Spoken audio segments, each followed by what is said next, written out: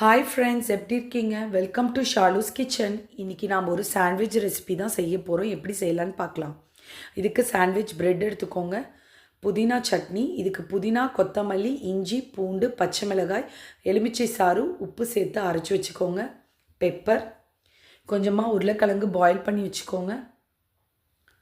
Milk mist butter எடுத்துருக்கேன். நீங்கள் எந்த பட்டர் வேணாலும் எடுத்துக்கலாம். சீஸ் ஷீட் வாங்கிக்கோங்க. இது கூட வெங்காயம், கோஸ் வதக்கி வச்சுக்கோங்க.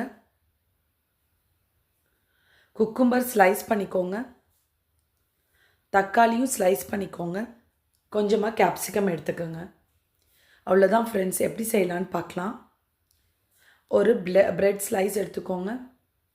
அதில் கொஞ்சமாக பட்டர் அப்ளை பண்ணிக்கோங்க. இதில் கொஞ்சம் மின்ட் சட்னி வச்சு அதையும் அப்ளை பண்ணிக்கோங்க.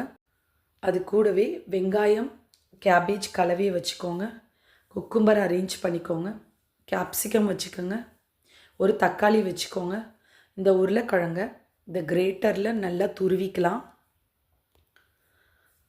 இந்த மாதிரி துருவி எடுத்துக்கோங்க. இதில் கொஞ்சமாக பெப்பர் ஆட் பண்ணிக்கலாம். கொஞ்சமாக சால்ட் ஆட் பண்ணிக்கலாம். சீஸ் ஷீட்டை வச்சுக்கலாம். இப்போ ப்ரெட்டை க்ளோஸ் பண்ணிவிட்டு கொஞ்சமாக பட்டர் போட்டுக்கோங்க.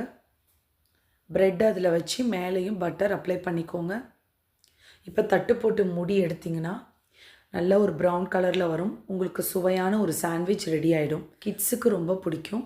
நீங்கள் காலையில் பிரேக்ஃபாஸ்ட்டுக்கோ இல்லை ஸ்நாக்ஸுக்கோ நீங்கள் கொடுத்து விடலாம். இந்த வீடியோ உங்களுக்கு பிடிச்சிருந்தா லைக் பண்ணுங்கள், ஷேர் பண்ணுங்கள், சப்ஸ்கிரைப் பண்ணுங்கள். தேங்க்ஸ் ஃபார் வாட்சிங்.